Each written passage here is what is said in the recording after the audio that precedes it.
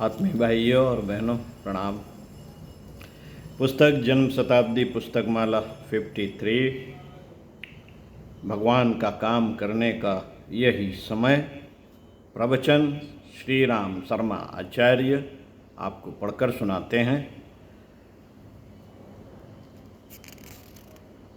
अपनी आवाज में। ओम गायत्री मंत्र हमारे साथ साथ। ओम भूर्भुवः स्वाहा तत्सवितुर्वरेण्यं भर्गो देवस्य धीमहि धियो यो नः प्रचोदयात्। देवियों भाइयों,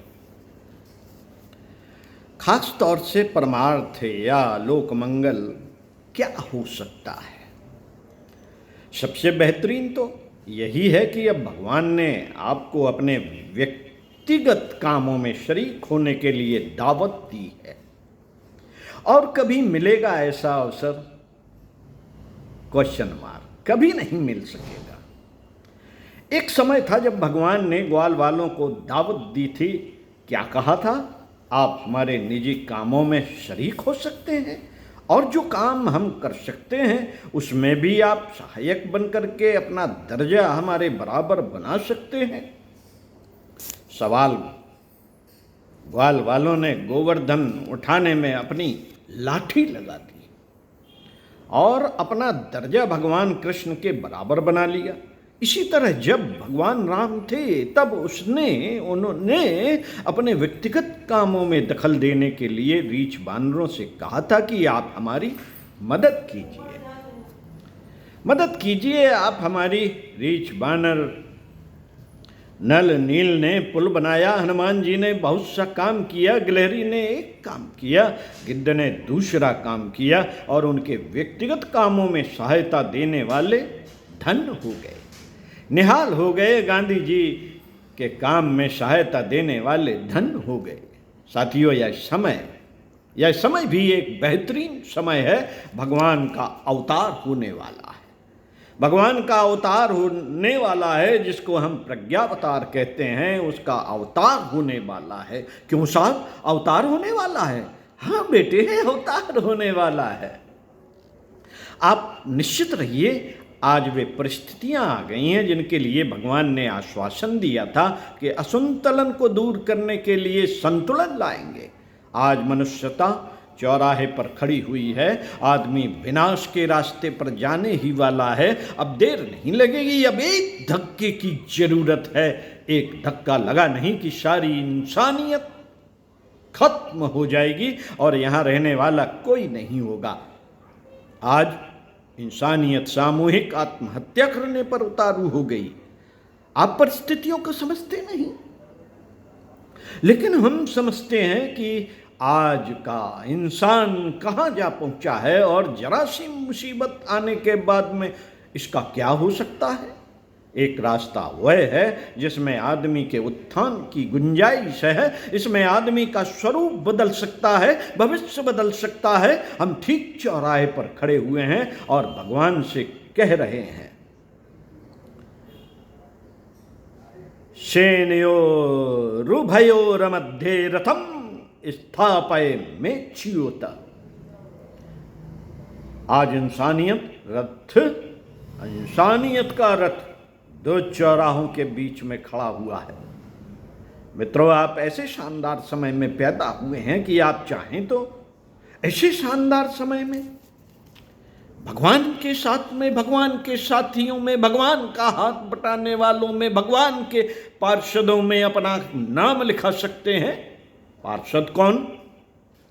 नए युग का निर्माण करने के लिए जो पुकार हुई है, समय की पुकार हुई है, उसको सुनने वालों, उसको सुनने वाली, उसमें शरीक होने वाली जागृत आत्माएं, पुण्य आत्माएं ही पार्षद हैं।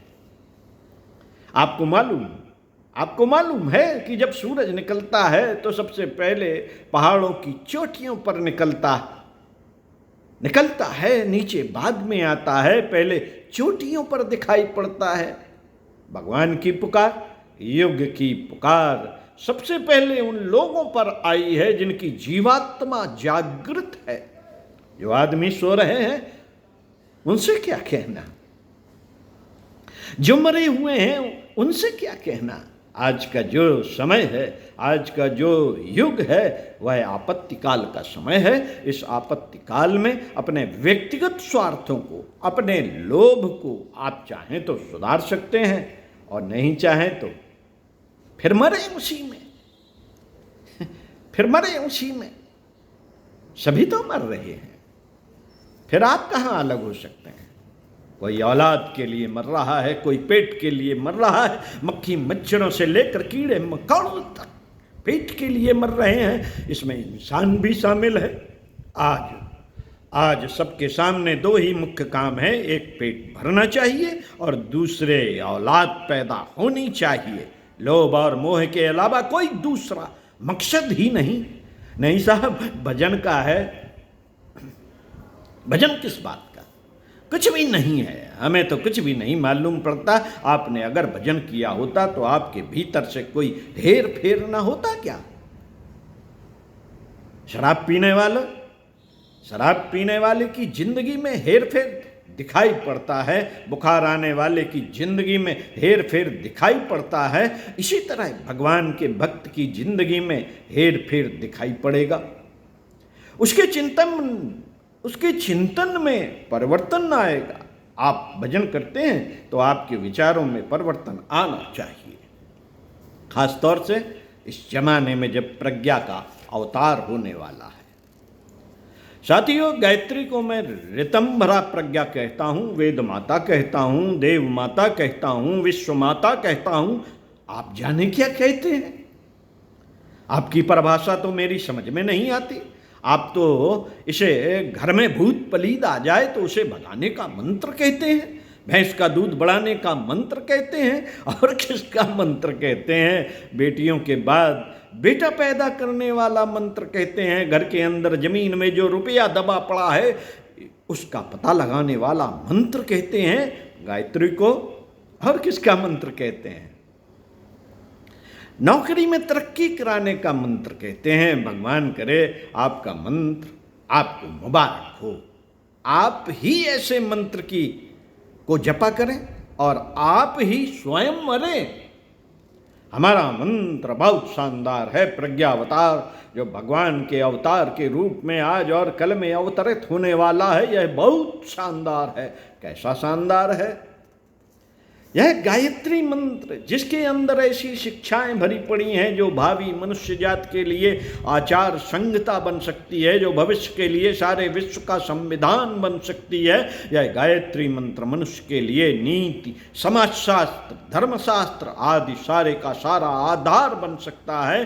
गायत्री मंत्र ऐसा है जिसकी महिलाएं, जिसकी संहिताएं सारी मनुष्य जात को एक मकरज पर अर्थात एक केंद्र पर एकत्र कर सकती हैं। भाषाएं एक, धर्म एक, संस्कृत एक, राष्ट्र एक, अर्थात सारे के सारे विश्व को एकता के सूत्र में बांध लेने की सारी संभावनाएं इसमें भरी पड़ी हैं। उन समस्त समस्याओं का समाधान भी इससे हो सकता है, जिनकी वजह से वातावरण विकृत हो गया है और विकृत वातावरण की वजह से प्रकृति कृत्याघात के तरीके से विनाश करने के लिए उतारू हो गई। मित्रों, आपने देखा नहीं रोज कैसी कैसी भयंकर घटनाएं घट रही हैं जो पहले इतिहास में कभी सुनने को नहीं मिली थी। जैसे अभी अभी एक बाढ़ आई थी जिसमें बाढ़ का पानी एकदम चढ़ गया और हजारों आदमियों को बहाकर और डुबाकर रख गया। कभी आपने सुना है? नहीं साहब, हमने तो नहीं सुना। अभी तो आंध्र में तूफान आया था, क्या आपको मालूम है? नहीं साहब, हमें तो पता ही नहीं। बेटे, यह विनाश लीला है जो हर जगह आए दिन होती रहती है। नेचर नाराज हो गई है। और क्या हो रहा है? वातावरण के प्रदूषित होने की वजह से हर आदमी की अक्ल खराब हो गई है। आपने सुना होगा कि कभी दुश्मन देश पर गैस डाल देते हैं तो कभी तो आदमी पागल हो जाते हैं, बीमार हो जाते हैं। यहाँ नेचर ने गैस डाल दी है, इससे आदमी कायिक दृष्टि से बीमार हो गया है, चाल चलन की दृष्टि से बीमार हो गया है। आदमी को सिवाय अनैतिक आचरण के दूसरी बात समझ में नहीं आती। चरित्र की बात कहते हैं तो उसे माखौल में उड़ा देता है, और सिवाय बीमारों के तरीके से काम आदमी को नहीं करने चाहिए, उन्हीं कामों को करने पर उतारू हो गया है। आज आदमी शरीर की दृष्टि से बीमार, कृत्यों की दृष्टि से बीमार, आचरण की दृष्टि से बीमार है।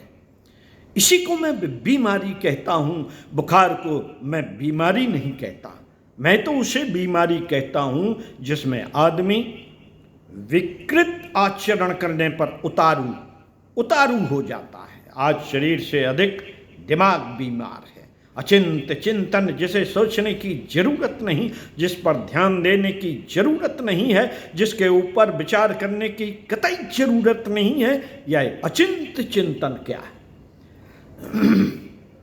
ये क्या है? यह एक दिमागी बीमारी है, दिमाग खराब होने की बीमारी है। नेचर ने वातावरण के दूषित होने की वजह से इंसान के भीतर शारीरिक दृष्टि से एवं मानसिक दृष्टि से जो विकृतियां पैदा की हैं, बेटे उन्हें देखकर मैं हैरान हूं। क्या करना पड़ेगा इसके लिए? वह काम जो भगवान अपने हाथ से करने वाले हैं, संतुलन बनाने वाले हैं, सृष्टि को ठीक करने वाले हैं, आदमी के चिंतन और चरित्र को फिर से सही रास्ते पर लाने वाले हैं, वे किस तरह से लाएंगे?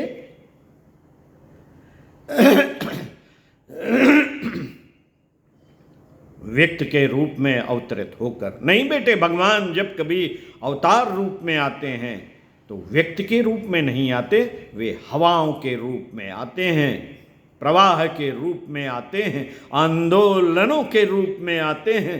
रामचंद्र जी जब आए थे तब वे अकेले नहीं आए थे, 99 आदमी साथ में आए थे। रामचंद्र जी अवतार थे। हाँ अवतार थे। अवतार कोई अकेला आता है? कोई अवतार कभी अकेला नहीं आता। 99 आदमी साथ में आते हैं और उसमें से एक आदमी को श्रेय मिल जाता है। रामचंद्र जी को श्रेय मिल गया, ठीक है, उनको श्रेय मुबारक हो। तो फिर लक्ष्मण जी का कोई योगदान था? हाँ साहब था, तो उनका भी योगदान। और हनुमान जी का भी था। सुग्रीव और जामवंत का भी योगदान था। और विभीषण का भी था। विभीषण का योगदान नहीं होता तो यह पता ही नहीं चलता कि रावण का मकान कहाँ है, लंका कहाँ है, और वहां तक जाने का रास्ता कहाँ है। तो क्या रामचंद्र जी ने रावण को मारा था? नहीं, 99 आदमियों ने मिलकर के रावण को मारा था।